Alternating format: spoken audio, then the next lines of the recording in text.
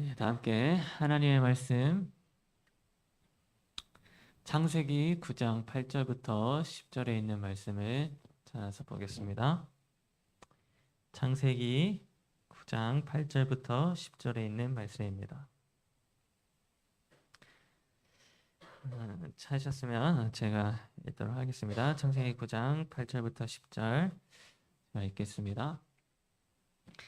하나님이 노아와 그와 함께한 아들들에게 말씀하여 이르시되 내가 내 언약을 너희와 너희 후손과 너희와 함께한 모든 생물 곧 너희와 함께한 새와 가축과 땅의 모든 생물에게 세우리니 방주에서 나온 모든 것 곧 땅의 모든 짐승에게니라.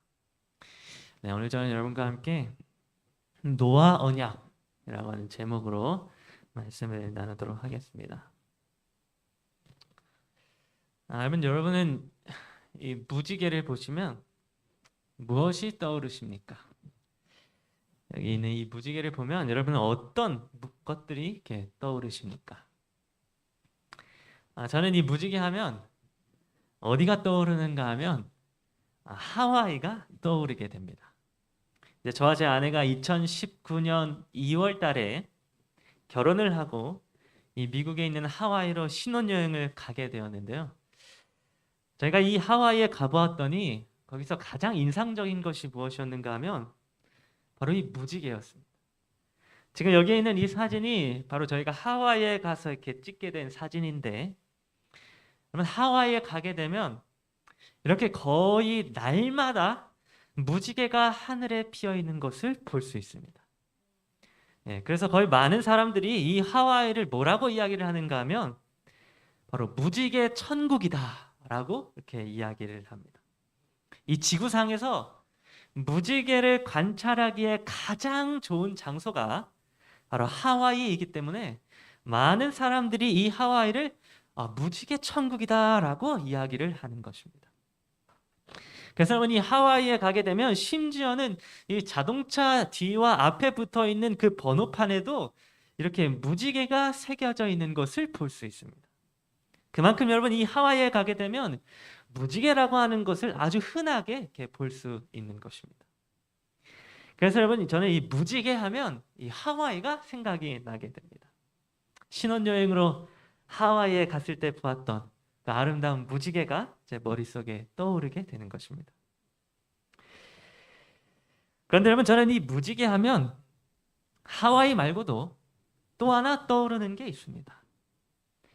그것이 무엇인가 하면 바로 노아 언약입니다. 무지개가 이 세상에 처음 떠오르게 되었던 바로 그날에 맺어지게 되었던 이 노아 언약이 저는 이렇게 떠오르게 되는 것입니다. 그래서 여러분 오늘 이 시간에는 무지개가 처음으로 이 땅에 떠올랐던 날에 하나님께서 노아와 맺으신 이 노아 언약에 대하여 함께 살펴보는 시간을 갖도록 하겠습니다. 그래서 우리가 이 노아 언약을 통하여 이 무지개의 의미를 다시 한번 생각해보고 또 이 무지개를 통하여 우리가 무엇을 기억해야 하는지 함께 생각해보는 시간을 갖도록 하겠습니다. 가장 먼저 여러분 이 노아 언약의 이 배경을 살펴보게 되면 이 노아 언약은 세상이 두 번째로 시작되기 이전에 맺어지게 된 그런 언약이었습니다. 여러분 이 세상이 처음 창조되기 이전에, 다시 말해서 태초에 하나님이 천지를 창조하시기 이전에 맺어지게 되었던 언약이 있었습니다.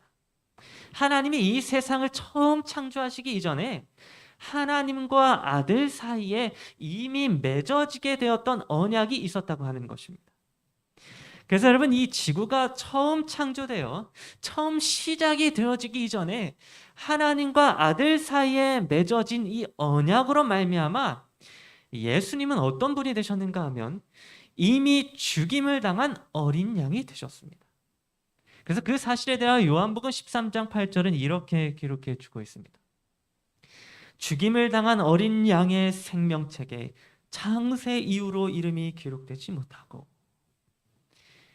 여러분 이 말씀처럼 예수님은 태초에 이 세상이 창조되기 이전부터 이미 죽임을 당한 어린 양이셨습니다. 세상이 처음 시작되기 이전에 하나님께서는 아들 예수 그리스도와 구속의 경륜을 이미 계획하시고 언약을 맺으심으로 예수님이 이미 죽임을 당한 어린 양이 되도록 하셨던 것입니다. 그런데 여러분, 이렇게 처음 세상이 시작되기 이전에 예수님이 죽임을 당하시는 일을 통하여 이 언약이 맺어지게 되었던 것처럼 노아 홍수 이후에 두 번째로 세상이 시작되어지기 이전에도 이와 동일한 일들이 이루어지게 되었습니다. 여러분, 이 노아 홍수는 이 세상을 완전히 멸망시켰습니다. 세상이 격변을 하게 되고 살아있는 모든 생명체가 죽게 되는 일들을 통하여 이 세상은 마치 다시 새롭게 창조되는 것과 같이 새롭게 된 땅에서 새로운 시작을 하게 되었던 것입니다. 그러면 여러분, 홍수 이후의 세상은 완전히 새롭게 된 세상이었습니다. 그런데 이렇게 세상이 새로워지고 처음 이렇게 다시 시작되어지기 이전에 성경은 먼저 한 희생제물이 죽임을 당하고 그 희생제물의 피로 인하여 언약을 맺는 일이 이루어졌다고 기록해 주고 있었습니다. 그래서 창세기 8장 20절은 이렇게 기록해 주고 있습니다. 노아가 여호와께 제단을 쌓고 모든 정결한 짐승과 모든 정결한 새 중에서 제물을 취하여 번제로 제단에 드렸더니. 여러분, 이 노아라고 하는 사람은 홍수 이후에 방주에서 나와 완전히 새롭게 된 땅에서 무엇인가를 처음 시작하기 전에 가장 먼저 어떠한 일을 하게 되었는가 하면 바로 이 제단을 쌓고 정결한 짐승을 죽여서 피를 흘리게 함으로 하나님께 제사를 드리는 일을 하게 되었습니다. 즉, 하나님께서는 두 번째로 세상이 새롭게 시작되어지기 이전에 먼저 이 희생제물의 피로 노아와 언약을 맺으시는 일을 하였다고 하는 것입니다. 여러분, 첫 번째로 세상이 시작되어지기 이전에 예수 그리스도께서 죽임을 당한 어린 양이 되시어 그 언약을 통하여 세상이 창조되어지고 또 시작되어졌던 것과 마찬가지로 노아 홍수 이후에 두 번째로 세상이 시작되어지기 전에도 희생제물의 피로 맺어진 언약을 통하여 세상이 처음 시작되어지게 되었다고 하는 것입니다. 여러분, 이 두 번째로 시작된 세상이 희생제물의 피로 맺어진 언약에 기초한다고 하는 이 사실은 오늘 우리들에게 무엇을 가르쳐주고 있는가 하면 오늘날 우리가 살아가고 있는 이 세상의 모든 것들, 곧 천연계와 또 피조물들과 우리 사람의 생명 등 이 모든 것들이 다 이 희생제물의 피로 맺어진 언약을 기초로 시작되어졌다고 하는 것을 가르쳐주고 있는 것입니다.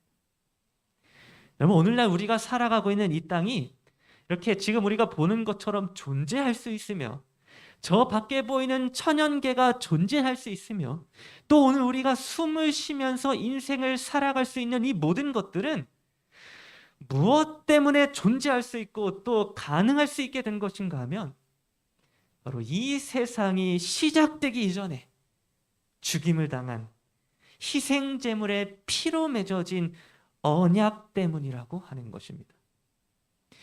여러분, 이 세상의 처음 시작은 죽임을 당한 어린 양의 그리스도 예수님의 피로 인하여 시작되어졌습니다.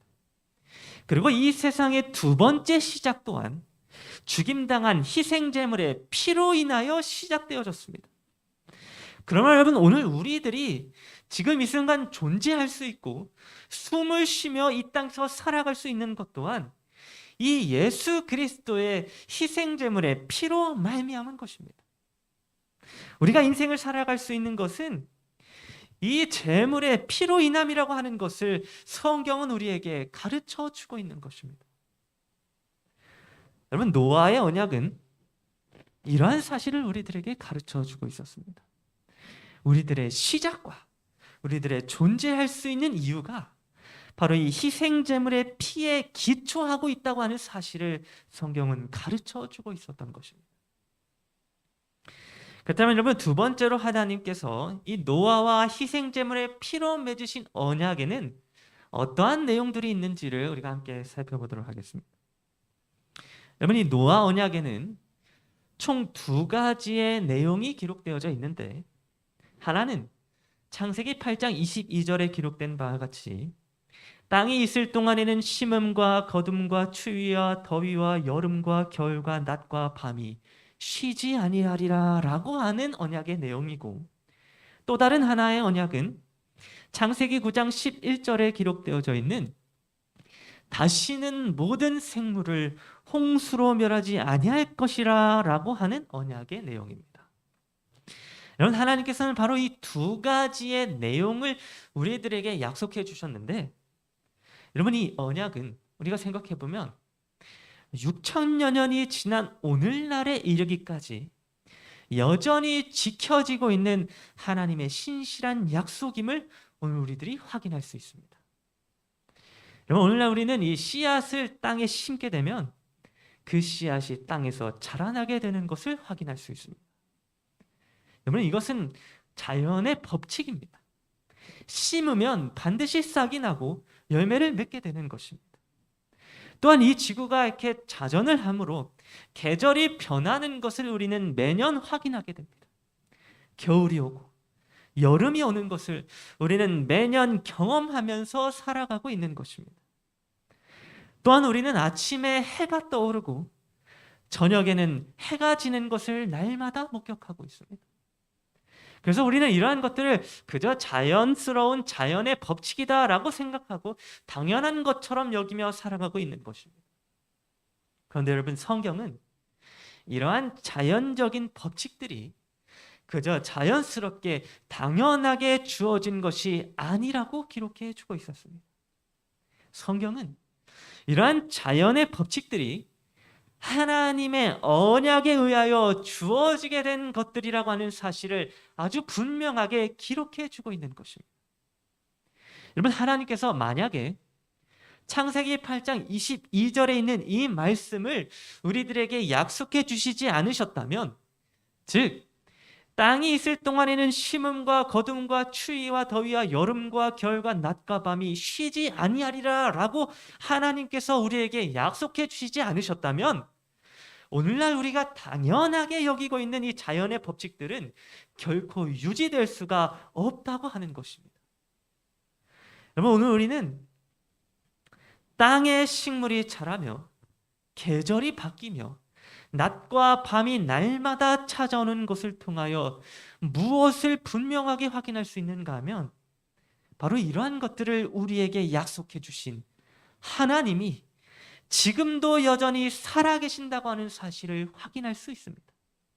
하나님이 몇 천 년 전에 맺으신 그 언약을 지금까지도 진실하게 지키고 계신다고 하는 사실을 통하여 오늘 우리는 하나님이 살아계신다고 하는 사실을 확인할 수 있게 되는 것입니다.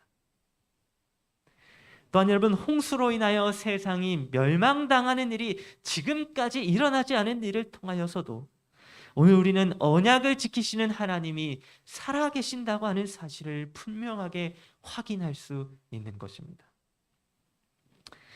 여러분, 세 번째로 하나님께서 노아와 맺으신 언약에는 하나님의 언약의 요구가 들어가 있습니다.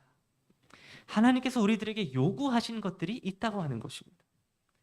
그래서 창세기 9장 4절부터 7절에 있는 말씀을 보게 되면 그 요구들이 어떠한 것들이 있는지에 대하여 기록해 주고 있는데, 그것들을 이렇게 정리해 보게 되면 이렇게 정리할 수 있습니다. 고기를 핏째 먹지 말라. 또 다른 사람의 피를 흘리지 말라. 즉 생명을 해치는 일을 하지 말라. 그리고 생육하고 번성하라. 여러분, 이렇게 하나님께서는 노아 언약의 요구에 대하여 우리들에게 이렇게 말씀해 주셨습니다. 그런데 여러분, 이 요구를 살펴보게 되면 결국에는 생명을 소중히 여기라라고 하는 그러한 요구임을 우리가 확인할 수 있습니다. 하나님께서는 오늘 우리들에게 생명을 소중히 여기라고 요구하셨다고 하는 것입니다. 그런데 그러면서 하나님께서는 왜 우리가 생명을 소중히 여겨야 하는지 그 이유와 근거에 대하여 창세기 9장 6절에서 말씀해 주셨는데 이렇게 기록해 주고 있습니다. 이는 하나님이 자기 형상대로 사람을 지으셨음이니라. 여러분, 오늘 우리가 고기를 핏째 먹지 않고 또 다른 사람의 생명을 해치지 않아야 하는 이유가 무엇인가 하면 바로 하나님이 자기 형상대로 사람을 지으셨기 때문이라고 하는 것입니다. 여러분, 여기 액자 속에 여러분들의 사진이 있다고 한번 생각을 해보겠습니다. 이 액자 속에 있는 이 사진은 여러분들의 모습이 찍혀 있는 그런 사진입니다. 그런데 만약에 어떤 사람이 여러분이 보는 앞에서 이 사진에다가 갑자기 침을 뱉고 갑자기 이 사진을 찢어서 밟고 또 불태워 버린다면 여러분의 기분이 어떠시겠습니까? 여러분의 사진이 눈앞에서 짓밟히고 찢겨지는 모습을 본다면 여러분 기분이 좋겠습니까? 아마 그 사람을 향하여 주먹이 날아가지 않으면 다행일 정도로 아마 기분이 많이 상하게 될 것입니다. 비록 나 자신을 그 사람이 직접 때리거나 욕을 한 것이 아니긴 하지만 나의 형상을 담고 있는 내 사진이 찢겨지고 밟히고 불에 타는 모습을 보는 것은 너무나도 불쾌한 일이 되는 것입니다. 그런데 여러분, 오늘 저와 여러분 모두는 누구의 형상을 닮은 자들인가 하면 바로 하나님의 형상을 닮은 자들입니다. 다시 말해서 오늘 우리들 각자 한 사람 한 사람 모두는 하나님의 형상을 닮았으며 하나님의 형상을 담은 이 사진과 같은 존재들이라고 하는 것입니다. 그렇다면 우리가 다른 사람을 해치고 다른 사람을 욕하고 다른 사람을 비난해서 불행하게 만든다면 여러분, 우리는 어떠한 자들이 되겠습니까? 우리는 하나님의 형상을 해친 자로서 만왕의 왕이신 하나님께 반역을 행한 자들이 되는 것입니다. 누군가를 비난하고 누군가에게 피해를 입히고 누군가를 압제하는 것은 하나님의 형상을 훼손시키고 하나님께 반역을 행하는 일이 된다고 하는 것입니다. 그래서 여러분, 하나님께서는 하나님의 형상을 닮은 생명을 소중히 여기라고 말씀해 주셨습니다. 그것이 하나님께서 우리에게 요구하시는 이 언약의 요구인 것입니다. 여러분, 오늘 우리 모두가 각자 하나님의 형상을 닮은 자들임을 기억하여서 우리가 서로를 소중히 여기고 또 하나님의 형상을 훼손시키지 않는 그러한 그리스도인들이 되기를 간절히 바랍니다. 이제 마지막 네 번째로 노아 언약의 징표에 대해서 살펴보도록 하겠습니다. 창세기 9장 14절부터 15절은 이렇게 기록해 주고 있습니다. 내가 구름으로 땅을 덮을 때에 무지개가 구름 속에서 나타나면 내가 나와 너희와 및 육체를 가진 모든 생물 사이에 내 언약을 기억하리니 다시는 물이 모든 육체를 멸하는 홍수가 되지 아니할지라. 여러분, 하나님께서는 이 세상을 다시는 홍수로 멸망시키지 않겠다고 하는 그러한 약속에 대한 증표로 이 무지개를 보여주셨습니다. 그래서 이 무지개를 볼 때마다 하나님은 이 영원한 언약을 기억하심으로 이 세상을 물로 멸망시키는 일을 하지 않겠다고 약속해 주신 것입니다. 그런데 여러분, 저는 왜 하나님께서 이 무지개를 언약의 증표로 삼았는지에 대해 제가 한번 생각해 보게 되었습니다. 여러분, 왜 하필 하나님께서는 다른 것도 많은데 왜 하필 이 무지개를 언약의 증표로 삼았을까요? 여러분, 사실 이 무지개는 예수님의 십자가를 상징해 주고 있었습니다. 이 무지개가 예수님의 십자가를 상징해 주고 있었기 때문에 하나님은 이 무지개를 언약의 증표로 삼으셨다고 하는 것입니다.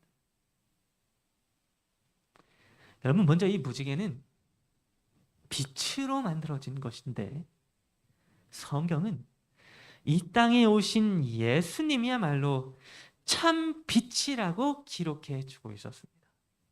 요한복음 1장 9절은 그 사실에 대하여 이렇게 기록해 주고 있습니다. 참 빛, 곧 세상에 와서 각 사람에게 비추는 빛이 있었나니. 여러분, 이 말씀과 같이 예수님은 참 빛이셨습니다. 무지개가 빛으로 만들어진 것처럼 예수님도 참 빛 그 자체이셨다고 하는 것입니다.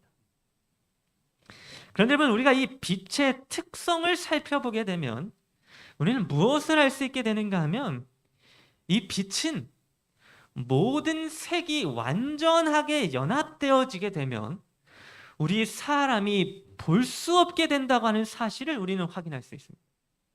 다시 말해서 여러분, 이 색깔의 가장 기본적인 색은 이 파란색과 빨간색과 또 노란색입니다.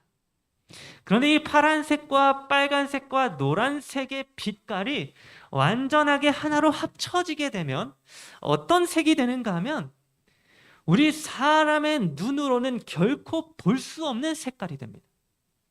다시 말해서 이 빛깔은 완전하게 하나로 연합되어졌을 때에 우리 사람의 눈으로는 결코 볼 수 없게 된다고 하는 것입니다.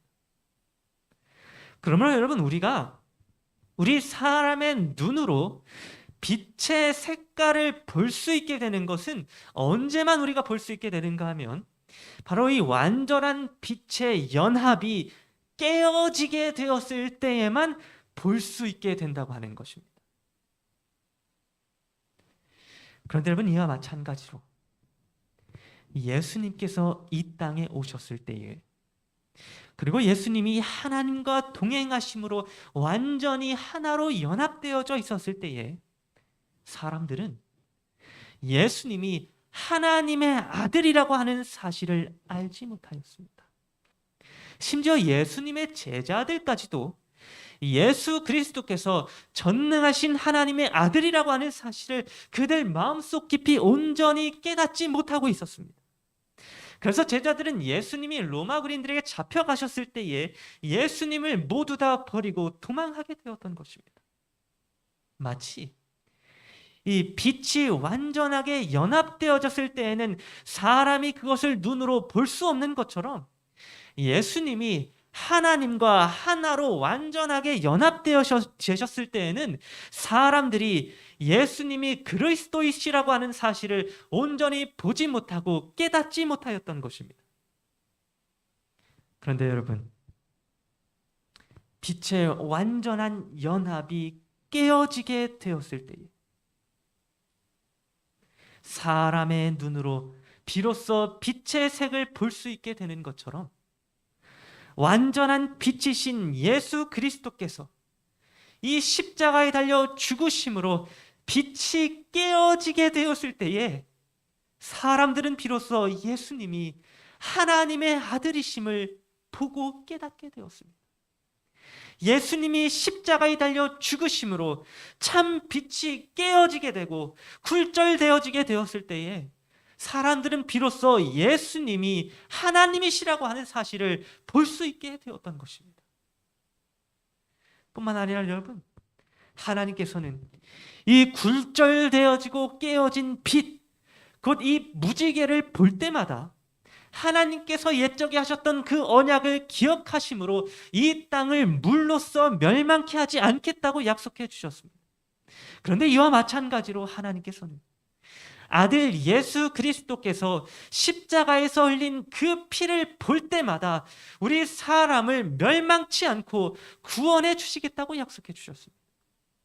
요한복음 3장 16절에 하나님이 세상을 이처럼 사랑하사 독생자를 주셨으니 이는 그를 믿는 자마다 멸망하지 않고 영생을 얻게 하려 하심이라 라고 하는 이 말씀처럼 하나님께서는 예수님을 믿음으로 그 십자가의 피를 자신에게 적용시키는 자마다 그 예수 그리스도의 피를 보시고 우리를 멸망케 하지 않으시고 영생을 주시겠다고 약속해 주신 것입니다. 그래서 여러분, 이 무지개는 사실 십자가에서 깨어지신 예수 그리스도를 상징해 주고 있었습니다. 이 무지개는 오늘 우리들을 구원해 주는 예수님의 십자가를 나타내 주고 있었던 것입니다.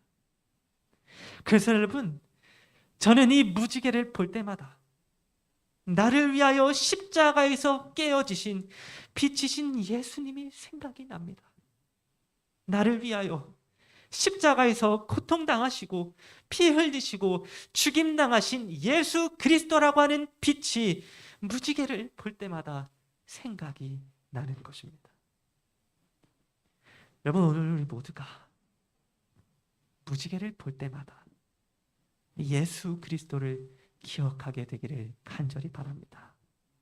우리를 위하여 십자가에서 깨어지시고 굴절되어지신 예수 그리스도를 기억하게 되기를 간절히 바랍니다. 예수님이 참 빛으로 이 땅에 오신 것은 그 빛이 깨어짐으로 우리들에게 나타나시기 위함이었습니다. 하나님과 한 분이셨고 하나님과 하나이셨던 그 완전한 연합을 이루신 빛이신 예수 그리스도께서 오늘 우리들에게 나타나 보이시기 위하여, 우리에게 그 사랑을 가르쳐 주시기 위하여 십자가에서 피 흘리시고 죽임을 당하시게 되었던 것입니다. 오늘 저 여러분 모두가 바로 이러한 무지개를 기억하게 되기를 간절히 바랍니다. 그래서 무지개를 볼 때마다, 저 하늘에 나타난 무지개를 볼 때마다 나를 위하여 십자가에서 깨어지신 빛이신 예수 그리스도를 생각하고 그분을 우리 마음 가운데에 모시게 되는, 그래서 멸망치 않고 영생을 얻게 되는 그러한 저와 여러분 모두가 되기를 간절히 바라면서 오늘 말씀을 마치도록 하겠습니다.